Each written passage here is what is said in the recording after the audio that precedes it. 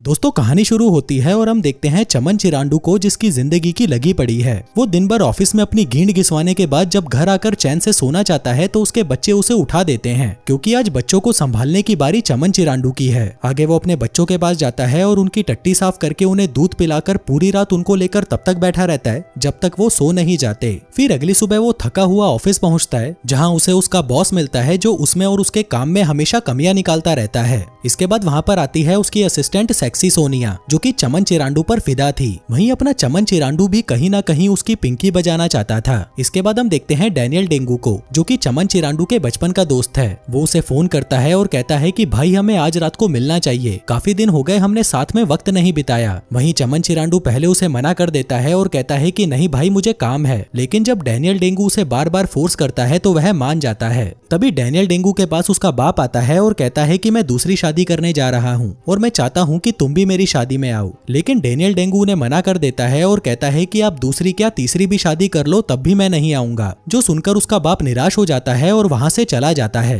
दूसरी तरफ हम चमन चिरांडू को देखते हैं जो अपने बच्चों को नहला रहा था। तभी वहाँ पर उसकी पत्नी बबली बेशरम आती है और कहती है कि जल्दी से रेडी हो जाओ, हमें आज रात को डेट पर जाना है। अब चमन चिरांडू को तो आज रात डैनियल डेंगू से मिलना था, इसलिए वो अपनी वाइफ को मना कर देता है। कहता है कि सॉरी जाने मन, लेकिन मुझे डैनियल डेंगू के साथ एक जरूरी काम से आज रात को बाहर जाना है, इसलिए हम डेट पर अगले हफ्ते चले जाएंगे। आगे वो दोनों दोस्त एक बार में मिलते हैं जहाँ पर वो दोनों दबाकर दारू पीते हैं और बकचोदियां करने लगते हैं। तभी डैनियल डेंगू कहता है कि भाई आजकल तो मैं इतने मजे कर रहा हूँ कि तू सोच भी नहीं सकता, मेरी लाइफ तो बहुत बढ़िया चल रही है। वो उसे एक लड़की की फोटो दिखाता है और कहता है कि ये रोज रात को 3 बजे मुझे फोन करती है और कहती है कि मैं आपसे अपनी पिंकी पिटवाना चाहती हूँ। वो बताता है कि पिछले हफ्ते ही ये लड़की मेरे घर पर आई थी, जिसके बाद मैंने उसकी आगे से ली, पीछे से ली, ऊपर से ली और जहाँ से भी ले सकता था वो सब जगह से ली, लेकिन इस सब के बाद भी उस लड़की का मन नहीं भरा। अब ये सब सुनकर चमन चिरांडू की गींद जलने लगती है और वो कहता है कि वाह भाई तेरी लाइफ तो बहुत अच्छी चल रही है, काश मेरी जिंदगी भी तेरी जैसी होती, बस दिन भर माल फूको और रात भर पिंकी बजाओ। कहता है कि मैंने शादी करके गलती कर दी, काश मैं इतनी जल्दी शादी नहीं करता तो आज मैं भी ये सब कर रहा होता, मेरी पूरी जिंदगी तो बस काम करने और घर चलाने में निकल गई। इस पर डैनियल डेंगू कहता है कि भाई ऐसा नहीं है, बल्कि तूने तो अपनी जिंदगी बना ली है, तेरे पास एक अच्छा परिवार है, एक प्यार करने वाली वाइफ है और एक शानदार घर है, और जब तू काम से घर आता है तो तेरे आसपास ऐसे लोग हैं जो तुझसे बहुत प्यार करते हैं। चमन चिरांडू कहता है कि भाई मुझे तेरे जैसी लाइफ चाहिए, मैं भी लड़कियां बजाना चाहता हूँ, माल फूकना चाहता हूँ और वो सब करना चाहता हूँ जो तू करता है। इसी दौरान उन दोनों को मूत लग जाती है तो वो एक फंवारे के पास जाते हैं और उसके अंदर ही अपनी पिचकारी चलाने लगते हैं। वो देखते हैं कि फंवारे पर जो मूर्ति लगी थी वो काफी उदास लग रही थी। फिर मूतते हुए चमन चिरांडू डैनियल डेंगू से कहता है कि भाई सच बताऊं, मुझे तेरी जिंदगी से जलन हो रही है। जिस पर डैनियल डेंगू कहता है कि भाई मुझे भी तुझसे जलन हो रही है। जिसके बाद वो दोनों एक साथ कहते हैं कि काश मेरी जिंदगी तेरे जैसी होती। अब उनके ऐसा कहते ही पूरे शहर की लाइट चली जाती है और 2 मिनट बाद वापस आ जाती है। फिर वो दोनों अपनी टंकी खाली करके वहाँ से चले जाते हैं, लेकिन उनके जाते ही हम उस मूर्ति को देखते हैं जो पहले उदास थी लेकिन अब वो स्माइल कर रही होती है। फिर अगली सुबह जब चमन चिरांडू सोकर उठता है तो वह देखता है कि उसकी वाइफ पूरी नंगी होकर अपने बच्चे को दूध पिला रही थी। ये देखकर चमन चिरांडू घबरा जाता है और उसको कहता है कि तुम ये क्या कर रही हो, तुम्हारी चूचियां बाहर झूल रही है, इसे अंदर डालो। फिर वो सोचता है कि मैं तुम्हारे बेड पर क्या कर रहा हूँ, कहीं कल रात हमने मजदूरी तो नहीं की। बबली बेशरम कहती है कि अभी तक तुम्हारी उतरी नहीं क्या।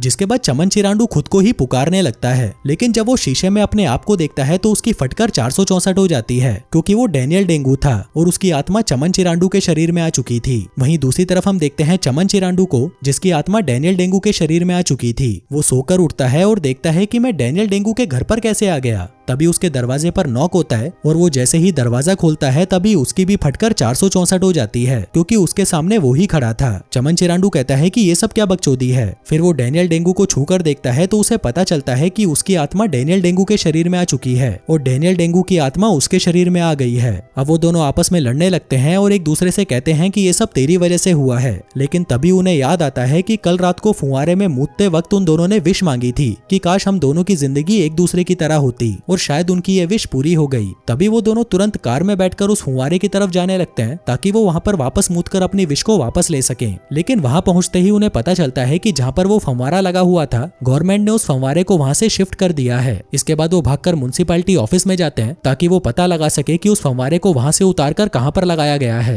लेकिन वहाँ की एम्प्लॉय को कुछ पता नहीं होता और वो उनको कहती है कि आप लोग कल आना, कल यहाँ पर मेरा सीनियर होगा और वो तुम्हें बता देगा कि फंवारा कहाँ पर लगा है। अब उन दोनों के पास दूसरा और कोई रास्ता नहीं था सिवाय एक दूसरे के शरीर में रहने के। तभी डेनियल डेंगू चमन चिरांडू को कहता है कि भाई तू चिंता मत कर, बस एक दिन की बात तो है, हम मैनेज कर लेंगे। चमन चिरांडू कहता है कि चूतिए तू कैसे करेगा, मैं एक लॉयर हूँ और तुझे लॉ के बारे में घंटा कुछ नहीं पता। डेनियल डेंगू कहता है कि भाई तू चिंता मत कर, मैं संभाल लूंगा, और अगर तेरे पास कोई दूसरा रास्ता है तो वो बता दे। अब क्योंकि चमन चिरांडू के पास और कोई ऑप्शन नहीं था, इसलिए वो डेनियल डेंगू को अपने घर की चाबी देता है और कहता है कि तुम अच्छे से तैयार होकर मेरे ऑफिस जाओ, वहाँ पर तुम्हें सेक्सी सोनिया मिलेगी जो तुम्हें एक फाइल देगी। अब तुम्हें उस फाइल को लेकर एक मीटिंग में जाना है जो कि मेरे लिए बहुत इंपॉर्टेंट है, क्योंकि इस मीटिंग के बाद मैं उस ऑफिस में पार्टनर बन जाऊंगा। डेनियल डेंगू कहता है कि मैं समझ गया, अब तू सुन तुझे क्या करना है। तू अच्छे से कपड़े पहनकर सीधा फिल्म सेट पर जाएगा जहाँ पर तेरी फिल्म की आज शूटिंग है, और वहाँ पर तू एक्टिंग अच्छे से करना, नहीं तो डायरेक्टर तेरी गींड फाड़ देगा। अब वो दोनों अपने अपने काम पर निकल जाते हैं, जहाँ पर सबसे पहले डेनियल डेंगू चमन चिरांडू के ऑफिस में जाता है। वहाँ पर वो सेक्सी सोनिया से मिलता है और कहता है कि मेरी जान, मैं तुम्हारी लेने के लिए कब से तड़प रहा हूँ, अब जल्दी बताओ तुम मुझे अभी दोगी या बाद में। वहीं सेक्सी सोनिया को कुछ समझ नहीं आ रहा था तो वो उसे फाइल देकर वहाँ से चली जाती है। जिसके बाद डेनियल डेंगू मीटिंग रूम में जाता है, जहाँ पर वो अपनी बकचोदियों से पूरी मीटिंग को खराब कर देता है। यहाँ तक कि वो गुस्से में क्लाइंट को भीसड़ी वाला भी बोल देता है, जिससे क्लाइंट गुस्सा होकर वहाँ से चला जाता है और उन लोगों की करोड़ों की डील खराब हो जाती है। वहीं दूसरी तरफ हम चमन चिरांडू को देखते हैं जो कि फिल्म की शूटिंग करने के लिए सेट पर पहुंचता है। फिर मेकअप के बाद जब वो एक स्पॉट बॉय से पूछता है कि मुझे यहाँ पर करना क्या होगा, तो स्पॉट बॉय कहता है कि तुम्हें पहले पीछे से डालना है और फिर आगे से डालना है और फिर मुंह में देकर अपना झाड़ देना है।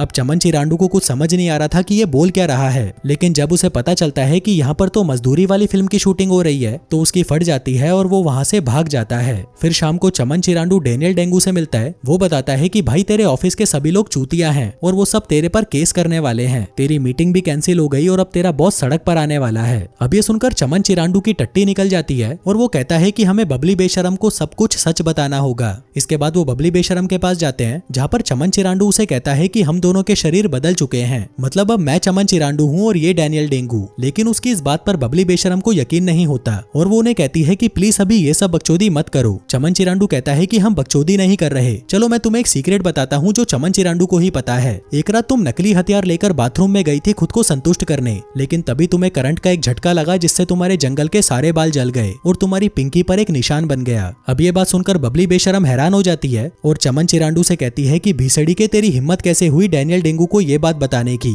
अब तू देख मैं तेरा सीक्रेट भी इसको बताती हूँ। जिसके बाद वो डेनियल डेंगू से कहती है कि तुम्हें पता है इसका एक गोटा दो की तरह दिखता है और ऐसा लगता है कि इसके पास 3 गोटे हों। आगे डेनियल डेंगू चमन चिरांडू से कहता है कि बड़ी खुजली थी ना तुझे सच बताने की, अब आ गया मजा तुझे। जिसके बाद वहाँ से जाते वक्त डेनियल डेंगू पैंट में हाथ डालकर चेक करता है और कहता है कि भाई तेरे पास तो सच में 3 गोटे हैं। फिर वो चमन चिरांडू से पूछता है कि अगर आज रात को बबली बेशरम मेरे साथ मजदूरी करना चाहे तो मैं क्या करूँ। चमन चिरांडू कहता है कि भाई कुछ भी हो जाए लेकिन बबली बेशरम से दूर रहियो। डेनियल डेंगू कहता है कि मैं तो दूर रहूंगा, लेकिन अगर वो मुझ पर टूट पड़ी तो मुझे मजदूरी करनी ही पड़ेगी। फिर रात को जब डेनियल डेंगू सभी के साथ डिनर कर रहा था तभी उसकी बेटी कहती है कि पापा हम डिनर सॉन्ग नहीं गाएंगे। अब डेनियल डेंगू को तो नहीं पता था कि उनका डिनर सॉन्ग क्या है, इसलिए वो एक चूतिया सा गाना गाने लग जाता है। वहीं दूसरी तरफ हम चमन चिरांडू को देखते हैं जो कि डेनियल डेंगू को फोन करता है और कहता है कि मुझे तेरी आइटम का फोन आया था, वो कह रही थी कि मैं 10 मिनट में यहाँ पर आ रही हूँ अपनी पिंकी पिटवाने के लिए। डेनियल डेंगू कहता है कि भाई तू उसका अच्छे से ख्याल रखना और हाँ उसे घोड़ी बनना पसंद है तो तू उसे घोड़ी जरूर बनाना। लेकिन तभी वो देखता है कि डेनियल डेंगू की आइटम तो वहाँ पर आ चुकी थी। जिसके बाद वो चमन चिरांडू के पास आती है और उसे कहती है कि जल्दी से शुरू हो जाओ। लेकिन फिर जैसे ही वो अपने कपड़े उतारती है चमन चिरांडू देखता है कि वो तो 9 महीने की प्रेग्नेंट होती है।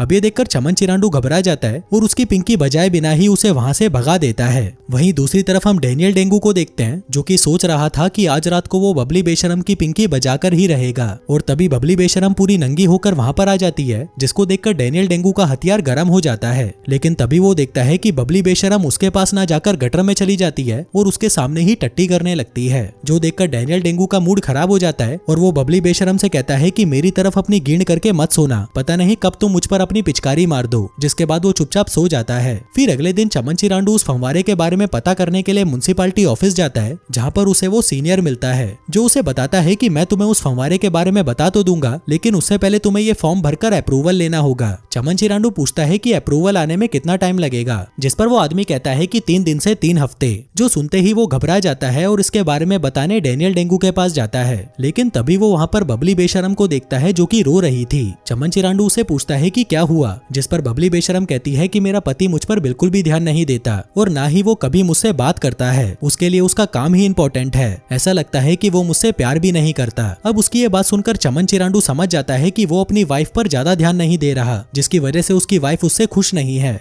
फिर अगले दिन जब वो दोनों चमन चिरांडू के ऑफिस में होते हैं, तभी वहाँ पर सेक्सी सोनिया आती है और उन्हें कहती है कि 2 दिन बाद फिर से मीटिंग होने वाली है और इस बार तुम अच्छे से रेडी होकर आना। अब वो वहाँ से जाने लगती है, लेकिन तभी डेनियल डेंगू उसे रोकते हुए कहता है कि तुम्हें और चमन चिरांडू को साथ में डेट पर जाना चाहिए, इसलिए आज रात को तुम दोनों साथ में डिनर पर जाओगे। वहाँ पर तुम दोनों एक दूसरे से बात कर सकते हो और एक दूसरे के बारे में और अच्छे से जान सकते हो, और अगर तुम्हारा इससे भी मन ना भरे तो तुम उससे अपनी पिंकी भी पिटवा लेना। फिर जब वो दोनों वहाँ से चले जाते हैं, तभी चमन चिरांडू के फोन पर डेनियल डेंगू के बाप का फोन आता है और वो उसे उससे मिलने को कहता है। आगे जब डेनियल डेंगू अपने बाप से मिलने जाता है, तब उसका बाप उसे बताता है कि मुझे डेनियल डेंगू को लेकर बहुत चिंता हो रही है, क्योंकि वो कभी भी अपने काम को पूरा नहीं करता। वो कुछ भी शुरू करता है तो उसे बीच में ही छोड़ देता है। वो 1 नंबर का गधा है और उसमें दिमाग तो बिल्कुल नहीं है। अब ये सुनकर डेनियल डेंगू गुस्सा हो जाता है और अपने बाप से कहता है कि भले ही डेनियल डेंगू गधा है, लेकिन वो जो चाहे वो कर सकता है, जिसके बाद वो वहाँ से चला जाता है। अब डेनियल डेंगू को अपने बाप की कई बातें चुभने लगी थी, इसलिए वो डिसाइड करता है कि अब मैं कुछ बड़ा करके दिखाऊंगा और अपने बाप को बता दूंगा कि मैं गधा नहीं हूँ। जिसके बाद वो ऑफिस में आता है और कहता है कि मुझे होने वाली मीटिंग के बारे में सारी इन्फॉर्मेशन चाहिए और इस बार मैं इस डील को क्रैक करके ही दिखाऊंगा।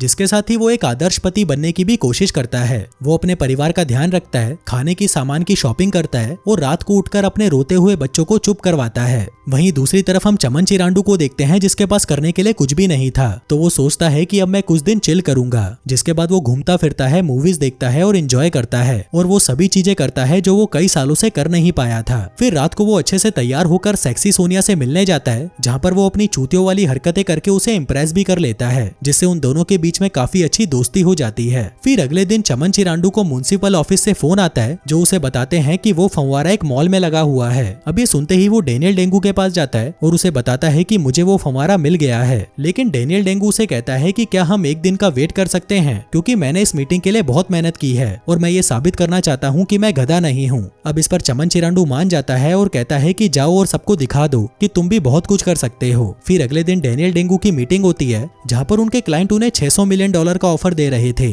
अब ये रेट बहुत कम तो था, लेकिन उनके पास कोई ऑप्शन भी नहीं था। लेकिन तभी डेनियल डेंगू कहता है कि क्लाइंट से बोलो कि हमें $100 मिलियन और चाहिए, और अगर वो ये नहीं दे सकते तो हम यहाँ से जा रहे हैं। लेकिन कोई भी आदमी उसकी बात नहीं मानता और सबको लगता है कि ये चूतियों वाली बातें कर रहा है। लेकिन डेनियल डेंगू जैसे तैसे करके अपने बॉस को मना लेता है और कहता है कि आप उन्हें $100 मिलियन बोल के तो देखो, देख लेना वो मान जाएंगे। अब उसका बॉस भी डेनियल डेंगू की बात मान जाता है और वो कहता है कि क्लाइंट को बोलो कि $100 मिलियन और बढ़ाए, नहीं तो हम यहाँ से जा रहे हैं। जो कहकर वो सभी वहाँ से जाने लगते हैं, लेकिन तभी उनकी मीडियोकर बाहर आती है और कहती है कि क्लाइंट $100 मिलियन बढ़ाने के लिए मान गया है। अब ये जानकर उसका बॉस बहुत खुश हो जाता है और वो डेनियल डेंगू को प्रमोट करके कंपनी का पार्टनर बना लेता है। दूसरी तरफ हम सेक्सी सोनिया को देखते हैं, जो कि अपनी पिंकी पिटवाने के लिए चमन चिरांडू के घर पर आती है। इसके बाद जब वो दोनों मजदूरी का कार्यक्रम शुरू करने ही वाले थे, तभी चमन चिरांडू को एहसास होता है कि वो ये क्या करने जा रहा है। उसकी एक सुंदर सी वाइफ है, बच्चे हैं और वो ये सब करके अपने परिवार को धोखा देने जा रहा है। इसलिए वो सेक्सी सोनिया की पिंकी बजाने से मना कर देता है और वहाँ से चला जाता है। फिर रात को कंपनी की एक पार्टी होती है, जहाँ पर डेनियल डेंगू को कंपनी के सभी एम्प्लॉइज के सामने कंपनी का पार्टनर बनाया जाना था।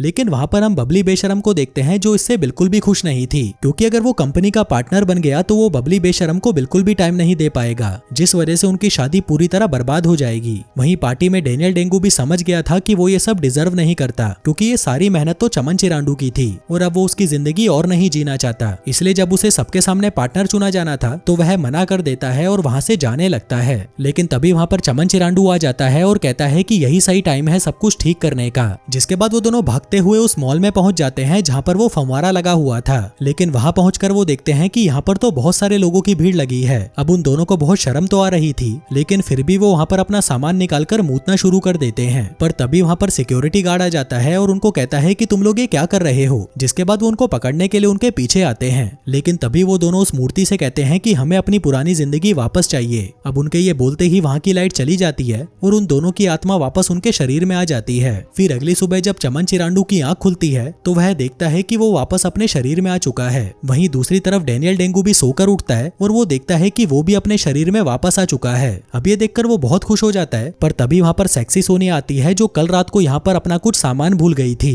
वो डैनियल डेंगू से माफी मांगती है और कहती है कि कल रात मुझे कुछ ज्यादा ही ठरक चढ़ गई थी, जिस पर डैनियल डेंगू कहता है कि कोई बात नहीं, लेकिन अगर तुम मुझे एक मौका दो तो मैं तुम्हारी ठरक शांत कर सकता हूँ। इसके बाद सीन शिफ्ट होता है और हम एक शादी का सीन देखते हैं। यहाँ पर डैनियल डेंगू का बाप एक बूढ़ी आइटम के साथ शादी कर रहा था। तभी वहाँ पर डैनियल डेंगू और चमन चिरांडू भी आ जाते हैं, जिनको देखकर उसका बाप बहुत खुश होता है। फिर फिल्म के लास्ट सीन में हम देखते हैं कि चमन चिरांडू और बबली बेशरम के बीच में सब कुछ ठीक हो जाता है और वो दोनों एक दूसरे से बहुत प्यार करते हैं। वहीं डैनियल डेंगू और सेक्सी सोनिया भी रिलेशनशिप में आ जाते हैं और दिन रात मजदूरी करते रहते हैं। इसके अलावा चमन चिरांडू और डैनियल डेंगू की दोस्ती और भी गहरी हो चुकी थी और वो आगे जाकर और भी बकचोदियां करने वाले थे। और दोस्तों, इसी के साथ ही ये कहानी यहीं खत्म हो जाती है। धन्यवाद।